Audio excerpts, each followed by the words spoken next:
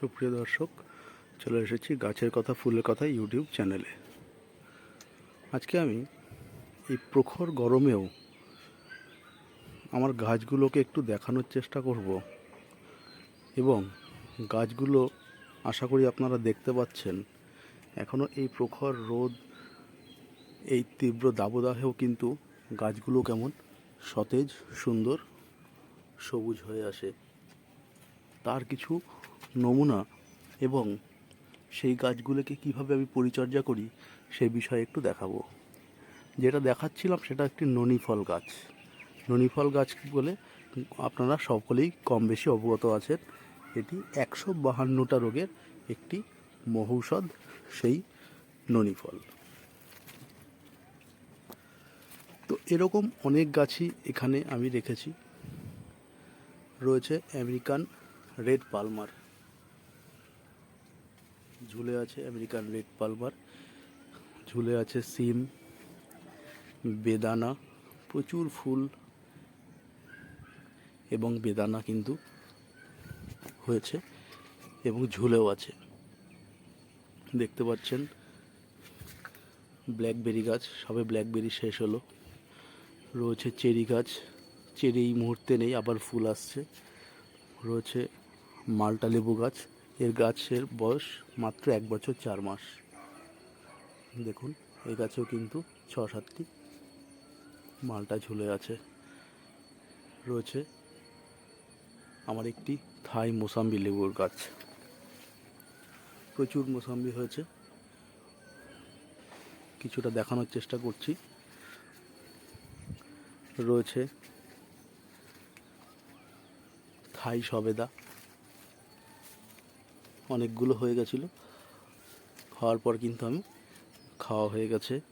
এবং মিশ্র চাষ হিসাবে আমি রেখেছি গোড়ায় গোড়ায় ডাঁটা, রয়েছে সুন্দর সুদৃশ্য ডাঁটা, রয়েছে পুঁই শাক ইত্যাদি বিভিন্ন ধরনের গাছের সমারোহে। রয়েছে লাল জাম বা কালো জাম, রয়েছে কুল, রয়েছে আরেকটি উন্নত জাতের মাল্টা লেবু, রয়েছে পিঙ্ক থাই পেয়ারা প্যাকেটিং করা রয়েছে।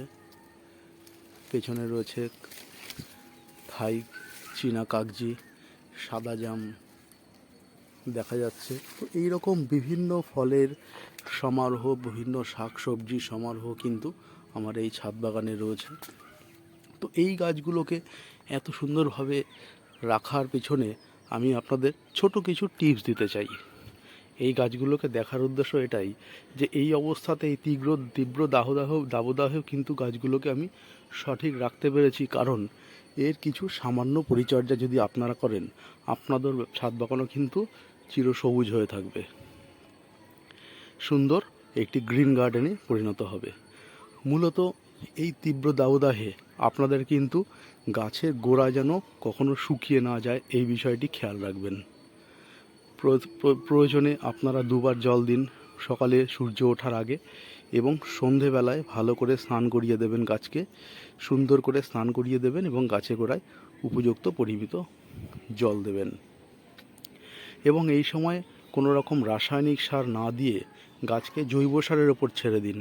অর্থাৎ আমি এর আগে কয়েকটি ভিডিওতে দেখিয়েছি কীভাবে ঘরোয়া পদ্ধতিতে মিশ্র জৈব সার তৈরি করবেন। সেই ধরনের জৈব সার, তার মধ্যে 2-1টি উপাদান আমি বলে দিচ্ছি।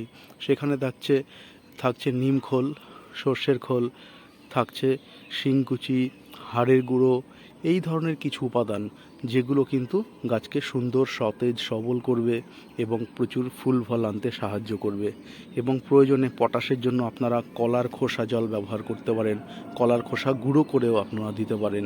এইভাবে দিলেও কিন্তু আপনাদের ছাদ বাগানের গাছগুলো সুন্দরভাবে ফলে ভরে উঠবে।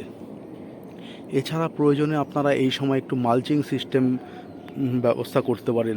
মালচিং সিস্টেম বলতে গোড়ায় আপনারা এইভাবে খড় বিচুলি দিয়ে কিন্তু গোড়া ঢেকে রাখতে পারেন, যাতে প্রয়োজনে তার জলটি কিন্তু বাষ্পীভূত হয়ে না গিয়ে মাটির রস মাটিতেই থেকে যায়। প্রয়োজনে আপনারা ব্যবহার করতে পারেন, গ্রিন নেট শেড ব্যবহার করতে পারেন।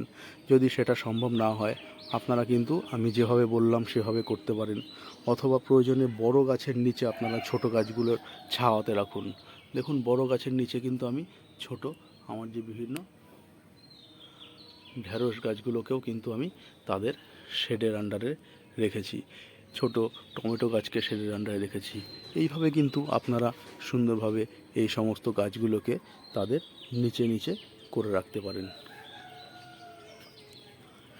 এবং প্রয়োজনে আপনারা গাছকে সুন্দরভাবে স্নান করিয়ে দেওয়ার পাশাপাশি গাছগুলো যাতে একটু ছায়া থাকে সেই জন্য আপনারা প্রয়োজনে একটু ছায়ার ব্যবস্থার জন্য শেডের ব্যবস্থা করতে পারেন। তো এই সবভাবে সামান্য পরিচর্যা করলে আপনারা কিন্তু গাছকে সুন্দর সতেজ সবল রাখতে পারবেন। 15 দিন অন্তর আপনারা একবার মিরাকুলান স্প্রে করুন। 1 লিটার জলে 1 ml মিরাকুলান স্প্রে করলে কিন্তু গাছ আপনাদের সবুজ থাকবে। এবং প্রয়োজনে আপনারা কখনো সামান্য পরিমাণে ইউরিয়া সার ব্যবহার করলেও কিন্তু আপনাদের গাছের পাতায় সবুজ থাকবে। এবং ম্যাগনেসিয়াম সালফেট যেটা গাছকে সুন্দর রাখে, তার গোড়াকে সুন্দরভাবে প্রসারিত করে, সেই গোড়া তাহলে প্রসারিত হলেও কিন্তু গাছ প্রচুর পরিমাণে খাদ্য গ্রহণ করতে পারে। অনেক সময় দেখা যায় গাছের পাতা কুঁকড়ে যাচ্ছে, হলুদ হয়ে যাচ্ছে, গাছের গোড়ায় খাবার আছে কিন্তু সে গ্রহণ ক্ষমতা হচ্ছে না। তো এই জন্য কিন্তু ম্যাগনেসিয়াম সালফেট যদি আপনারা সামান্য পরিমাণে প্রয়োগ করেন তাহলে কিন্তু স্প্রে করে অথবা আপনারা গাছে গোড়ায় দিলেও কিন্তু সেই ধরনের সমস্যার সমাধান হয়। তো এই ধরনের কিছু সামান্য ঘরোয়া টোটকা, আপনারা ভাতের ফ্যানকে ফেলে দেন, ভাতের ফ্যান আপনারা যদি সামান্য পরিমাণে 1 চিমটে হলুদ, খাওয়ার হলুদ প্রয়োগ করে তাকে মিশিয়ে কিছুটা পরিমাণে জল মিশিয়ে যদি আপনারা 15 দিনে একবার পাতলা করে জলটা দেন তাহলে কিন্তু সেটি কিন্তু খুব সাধারণভাবেই গাছের একটি উপযুক্ত পরিমিত খাবার হিসাবে পরিগণিত হতে পারে। তো এইভাবে বন্ধু আপনারা আপনাদের গাছকে সুন্দরভাবে সতেজ সবল রাখুন। অসংখ্য ধন্যবাদ বন্ধু সঙ্গে থাকার জন্য। আশা করি আমার এই ভিডিওটি আপনাদের কাজে লাগলে আমি অবশ্যই উপকৃত হব। ভালো থাকবেন বন্ধু, শুভকামনা রইল। যদি আমার চ্যানেলটিকে ভালো লাগে প্লিজ সাবস্ক্রাইব করার অনুরোধ রইল। ভালো থাকবেন, অসংখ্য ধন্যবাদ।